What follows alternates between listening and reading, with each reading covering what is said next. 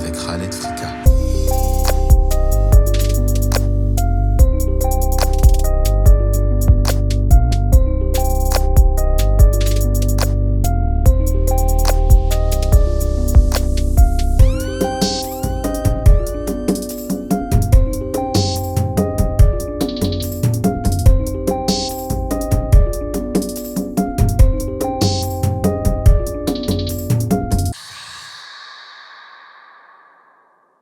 Je m'appelle Rodrigo, j'habite à Toul depuis 1 an. Donc là je suis en master professeur des écoles et j'ai 22 ans. Comment je me définis?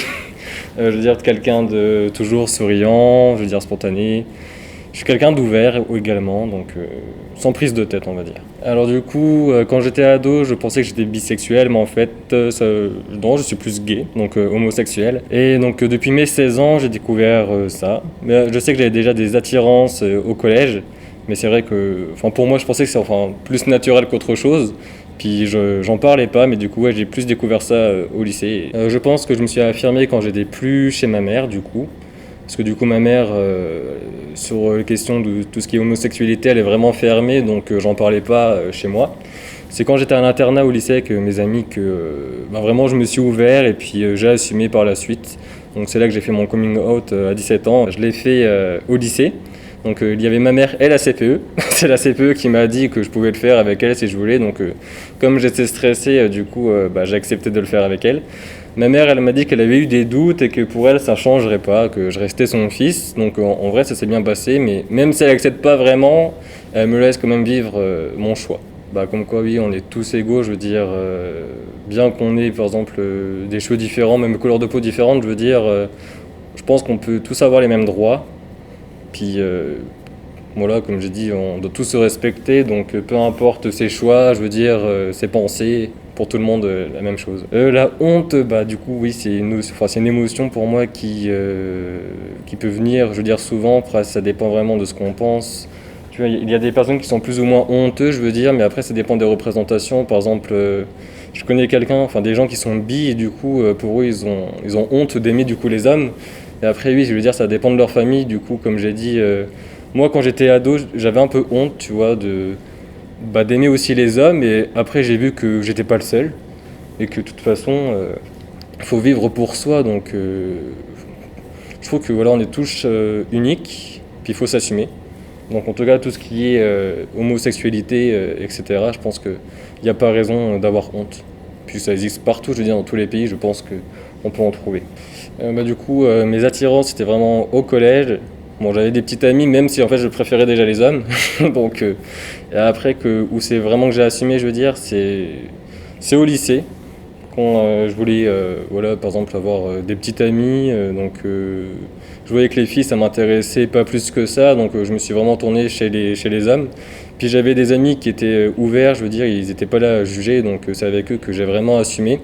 Et qui par la suite m'ont aidé aussi à faire mon coming out. Donc c'est grâce à ça, je veux dire, c'est vraiment à l'adolescent, je pense que c'est le bon stade pour s'assumer en tout cas. Ce que j'ai ressenti du coup, je veux dire un soulagement, en fait c'est comme un poids qu'on a, comme un secret qu'on veut cacher et du coup que personne ne doit le découvrir. Mais moi j'ai réussi à passer ce cap et du coup à m'assumer et je veux dire ça fait vraiment un soulagement parce que du coup ma mère après elle s'est plus ouverte à moi et je me suis plus ouverte à elle. Donc c'est là qu'on a partagé plus de moments, puis elle voulait découvrir par exemple mes amis qui étaient aussi homosexuels. Donc je veux dire ça c'était bien parce que du coup je pouvais les faire venir chez moi, chose que du coup je faisais pas avant, par peur.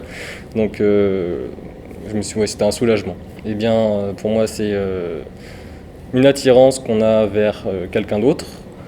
Je veux dire, après je sais pas vraiment si c'est naturel, je sais pas...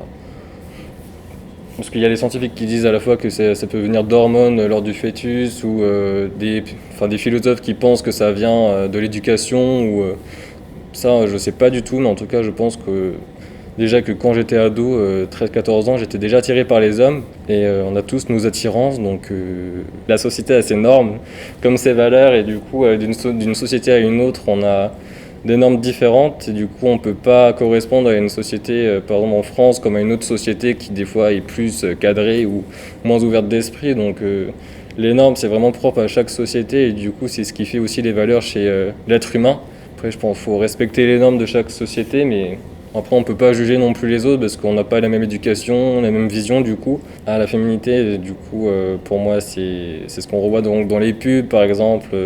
J'ai eu du cours de sociologie et la féminité, je veux dire, tout ce qui est sans poil, maquillage, toutes ces choses. Et même les traits, je veux dire, féminins, du coup, avoir un visage fin, une voix douce, enfin, c'est tout ce qui révèle du coup du féminin et du coup de la femme. Mais là encore, je veux dire, même un homme peut avoir sa part de féminité. Mais c'est vrai que quand on parle de féminité, on parle plus de sensibilité qu'autre chose. Donc si un homme est sensible, on va lui dire tu ressembles un peu à une femme. Alors que c'est pas vraiment forcément à ça. Je veux dire, peut être un homme et féminin comme une femme qui va être masculin. Le genre, c'est ce qu'on nous attribue. Je veux dire, enfin, c'est ce qu'on nous on ressent. Par exemple, moi je me sens quand même plus homme que femme. En tout cas, je me sens dans un corps d'homme, je me sens homme. Et malgré que je peux aussi aimer les hommes, donc comme quoi on n'est pas forcément homme pour être avec une femme. Donc pour moi le genre c'est vraiment tout ce qui est propre à chacun. C'est comment on se ressent. Et peu importe ce qu'on te dit. Il y a eu un débat il y a pas trop longtemps encore, je veux dire des personnes qui se disent non binaires, qui se sentent ni plus femmes ni plus hommes, donc ils ne savent pas vraiment eux-mêmes comment se définir. Et encore une fois là c'est la société, déjà quand on est petit, on dit soit t'es un garçon soit t'es une fille. Et du coup, tu évolues avec ces représentations-là. Et après, c'est sûr que c'est en grandissant qu'on comprend mieux. Et moi, je me suis vraiment mis à part et je me suis dit, malgré que je sois homosexuel, je reste un homme. Du coup, du genre homme. Alors la Gay Pride, du coup, oui, c'est le défilé là où c'est les personnes LGBT, donc tout bi, même hétéro qui peuvent venir, qui montrent que voilà, c'est une fierté aussi d'avoir notre propre orientation sexuelle, de s'assumer. Et du coup, dans des défilés, des fois, il y a des débordements du genre des personnes qui viennent en caleçon ou qui font un peu les fous et tout. Mais bon, après, c'est un mouvement c'est sympa. Tu vois, c'est un peu ce qui est la fête. Mais des fois, j'avais vu des personnes qui mettent des chaînes autour du cou. C'est vraiment un peu SM. Du coup, c'est un peu dans l'extrémité, je trouve, pour moi.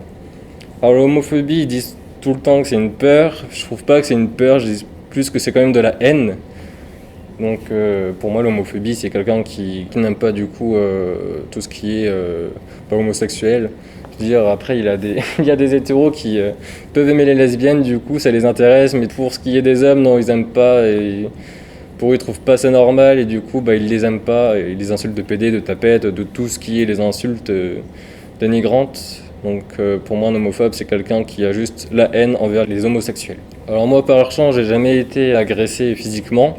Juste verbalement dans la rue ou même sur les réseaux sociaux, là c'est vraiment un nid de haine, d'insultes. Je veux dire, avant je recevais des messages tous les jours sur Facebook, d'insultes homophobes, même sur Twitter. Et là encore j'en vois. Des fois je fais même des recherches, je marque PD et là je vois dans le fil d'actualité toutes les insultes qui peuvent ressortir. Et je veux dire, les réseaux sociaux c'est vraiment quelque chose qui accentue ces faits. Oui, cyberharcèlement, et du coup, oui, j'avais porté plainte plusieurs fois. Bon, il y a des plaintes qui n'ont pas abouti parce que pour eux, c'était pas assez. J'ai même eu des menaces de mort justement à cause de ça. Alors, par exemple, sur Instagram, il y a 2 mois, il y avait un groupe d'individus d'une dizaine de personnes qui commentaient toutes mes photos avec des insultes du genre sale pédé, sale gay, on va te tuer, tout ça. Donc les personnes là, je les ai tous bloquées. Et j'avais reçu aussi des messages sur Facebook que j'avais imprimés, j'avais montré à la gendarmerie. Qui là ils m'ont dit de faire un dépôt de plainte, donc là c'est encore une affaire à suivre. Mais je veux dire c'est facile de critiquer, et puis après on peut créer des faux comptes, c'est vraiment simple. Alors les personnes qui m'ont toujours insulté, je les ai jamais connues. Alors c'est ça qui est drôle, je veux dire ils viennent t'insulter, tu les connais pas, mais juste parce qu'ils ont vu sur ton profil que tu es gay, donc c'est facile je veux dire. Alors au début je le prenais vraiment très mal, ça me faisait du mal, et puis des fois j'avais peur, je me dis... Ils savent que tu es, par exemple dans cette ville, ils disent qu'ils vont te retrouver, donc tu peux te questionner dessus. Tu te demandes s'ils peuvent te faire du mal à ta famille ou à toi. Moi après, ils m'ont jamais retrouvé en tout cas. Malgré les messages qui m'ont dit qu'ils allaient me retrouver, donc pour l'instant ça va, je m'en sors bien. Mais maintenant, les messages que je reçois, je veux dire, ça me fait vraiment plus rien. Je me dis que s'ils préfèrent être dans l'immaturité ou dans la non-ouverture d'esprit, moi j'y peux rien. En tout cas, je reste calme avec eux, je leur dis que voilà, je leur explique que je suis pas le seul sur Terre. Mais malgré ça, non, ils s'en fichent, ils restent bloqués sur leurs idées, ils veulent pas s'ouvrir aux autres. Donc après, c'est leur problème, je veux dire, s'ils veulent pas avancer. Je me dis qu'il y a des agressions tous les jours, et du coup, on peut moi aussi m'agresser. Et comme je me suis jamais fait agresser, ça me ferait vraiment peur si ça m'arrive un jour parce que je saurais pas comment faire. Même un simple regard, je pense, ça peut être déjà très dérangeant. Puis on se pose plein de questions, on se dit pourquoi il me regarde est-ce que c'est à cause de je suis gay ou puis après il peut passer à l'acte. Donc je vous dis rien qu'un regard c'est déjà très malaisant. Après tout ce qui est virtuel ça va, mais si ça se passe vraiment en réel, là c'est vraiment différent, là c'est vraiment du concret je trouve. Et moi ça me ferait très peur qu'on m'insulte, je veux dire en réel parce que je saurais pas comment faire.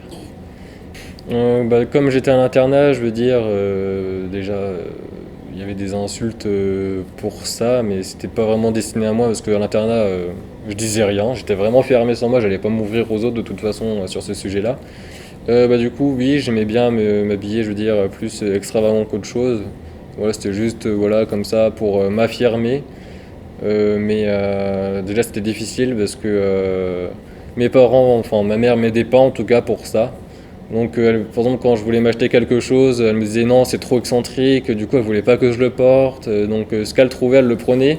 Et du coup, je l'avais pas, mais du coup, à l'internat, quand j'achetais mes habits, je les ramenais pas chez moi parce que sinon, je sais que je les retrouverais plus. Du coup, je m'affirmais, je veux dire, à l'internat, mais quand je revenais chez ma mère, là, c'était compliqué, je pouvais pas m'affirmer. Donc, mon combat, c'était vraiment de m'affirmer chez moi.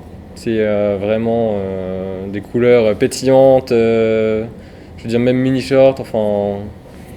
Il y a des gens, par exemple, même des garçons que j'ai vus au lycée qui se travestissaient et du coup, des fois, ils cherchent même à accentuer, peut-être pour embêter les autres aussi, pour montrer qu'ils sont là et que ça les intape pas. Donc oui, pourquoi pas. Mais moi, voilà, j'étais comme ça dans les couleurs vives et je faisais la théière, tu vois, j'avais des manières, ce qui est plus trop maintenant, mais oui, quand j'étais jeune, j'étais plus comme ça, donc pour moi, c'était quand même excentrique. Alors moi, c'était naturel, c'était vraiment mon comportement. Donc avec mes amis j'étais tout le temps comme ça, je veux dire même chez moi j'étais comme ça et je pense que c'est comme ça que ma mère du coup elle avait des doutes. Et je l'avais dit à mes frères qui eux s'en fichaient. Bon sauf mes petits frères parce qu'ils étaient petits, du coup ils s'amusaient un peu à m'embêter avec ça, mais du coup ce qui n'est plus le cas maintenant. Mais oui, mon comportement était vraiment naturel et du coup je cherchais pas non plus à embêter parce que je voulais pas non plus attirer les ennuis. Le jugement, du coup, c'est vraiment par rapport à nos opinions. Je pense qu'on est tous en train de juger des personnes. Même, je veux dire, inconsciemment, on peut regarder quelqu'un, on le juge, je pense. Et après, un jugement, pour moi, ça doit quand même rester privé parce que ça fait plus de mal qu'autre chose. Bon, après, si ça peut aider, je veux dire, la personne, pourquoi pas, mais les jugements, ouais. Tant que c'est privé, je pense que c'est mieux que le dire en face à face. Enfin, ça fait plus de mal qu'autre chose, je pense. Alors du coup, je me suis vraiment senti, je veux dire, comme plus libre parce que je cachais mes messages. Là, je supprimais même plus les photos. Je veux dire, j'étais vraiment plus dans l'optique de me cacher, donc je me sentais vraiment mieux. Et j'avais vraiment l'impression d'être plus proche de ma mère, du coup, après, vu qu'elle me connaissait mieux. Et après, oui, donc mes craintes, en tout cas pour ma famille, du coup, n'y étaient plus comme ils le savaient. Donc, c'est sûr qu'au début, c'était un peu gênant. Je me suis dit, bon, ils le savent, qu'est-ce qu'ils en pensent vraiment, mais au fur et à mesure, non, j'y pense même plus. Et c'est vrai que moi, c'était vraiment un soulagement, un poids qui était parti. Et je me suis senti que mieux après, hein. Je dirais quand même, ça vient premièrement des parents, je pense, qu'ils font parfois pression sur nous et qu'ils peuvent sortir des mots qui nous blessent plus que nos amis, par exemple. Donc, on peut être honteux si nos parents nous inculquent des valeurs qui sont pas les nôtres. Donc comme ma mère, pour elle, un couple c'était femme et homme. Et du coup, je me suis dit, oui, mais moi, je suis avec un homme. Et du coup, c'est là qu'on ressent un peu la honte, je veux dire, la honte de ne pas plaire à ses parents. Alors que, en fait, il faut juste s'ouvrir, parler, surtout parler. Et après, elle peut comprendre. Et le fait qu'elle accepte, et du coup, la honte, elle part. Puis après, on se dit qu'on n'est pas les seuls. Donc c'est pour ça que j'avais trouvé aussi des forums sur internet où tu parles avec d'autres personnes qui, eux, parfois c'est encore pire. Il y en a qui se font virer de chez leurs parents. Et eux, ils ont à la fois honte de leurs parents qui n'acceptent pas et honte d'eux-mêmes parce que du coup, ils ne sont pas acceptés par leurs parents. Donc là c'est vraiment un cercle vicieux, mais les paroles, par exemple, ah tu es pédé, tu vas faire honte à la famille. Ah ça, je l'avais entendu plusieurs fois avant du coup. C'est vraiment ça, tu te dis, la famille c'est sacré, et du coup si tu fais honte à la famille, et tu te sens renfermé sur toi après, et ça c'est horrible, hein. C'est pour ça que du coup je voulais pas assumer au début. Je me suis dit, comme ma mère, là je me rappelle quand j'étais vraiment petit, il y avait la Gay Pride à la télé. On regardait les informations et ma mère elle avait dit ah ça c'est des malades mentaux et tout. Et dans ma tête je m'étais dit mais moi aussi j'aime bien. Je suis oh là là ça va être compliqué. Mais du coup c'est vraiment un stade je veux dire on a bien évolué avec elle. Donc là ça se passe bien.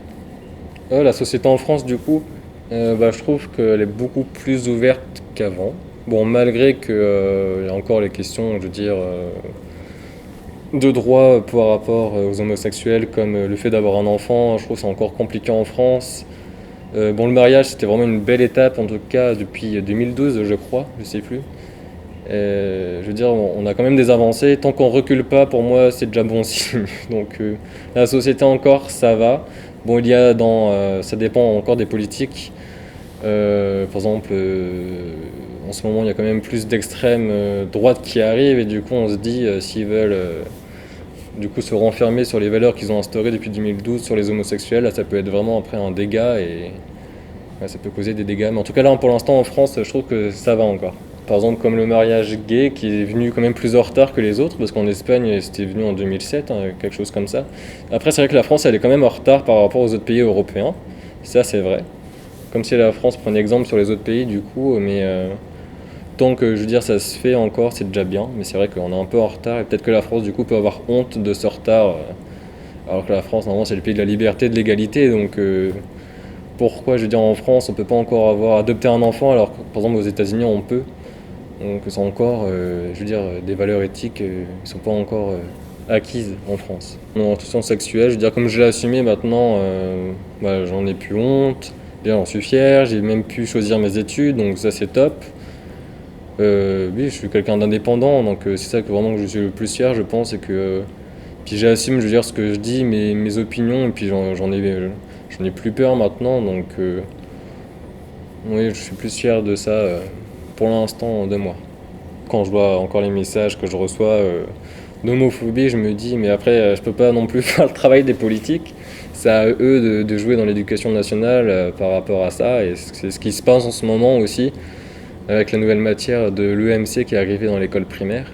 Alors du coup l'éducation morale et civique, donc c'est une matière qui est arrivée il y a peu de temps encore en école élémentaire, donc maternelle jusqu'à CM2. Et les profs ils font des cours dessus, donc tout ce qui est à la lutte contre les discriminations, même l'homophobie maintenant, avant d'en parler que au collège ou au lycée, alors que là maintenant on commence à en parler avec les plus jeunes enfants, donc je trouve que c'est quand on est petit qu'on acquiert les valeurs et que du coup, quand on grandit, pour nous, ça devient plus naturel qu'autre chose.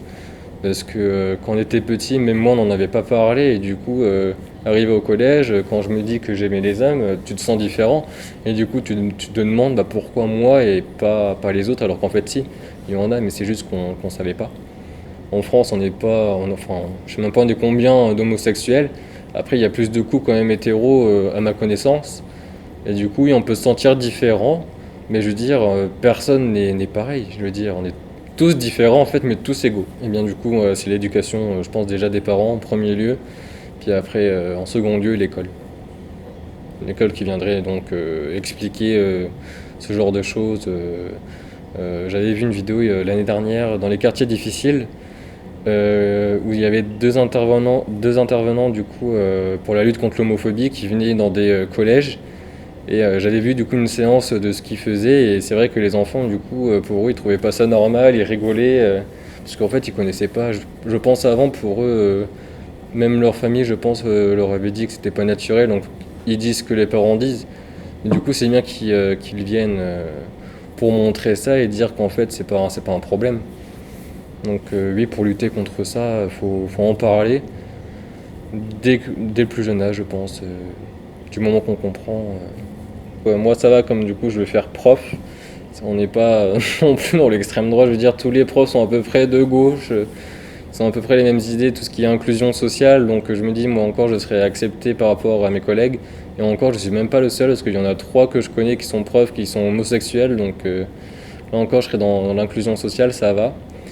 Après, par rapport à la société, j'espère qu'il y aura quand même des changements pour tout ce qui est adoption, donc ce sera quand même plus facile pour les couples, car sinon ils vont dans les autres pays pour adopter. Donc le mariage sera toujours d'actualité, j'espère en tout cas, qu'il ne sera jamais enlevé. Du coup, dans 10 ans, oui, j'espère que la plus belle grande avancée, je pense que ce serait vraiment l'adoption des enfants.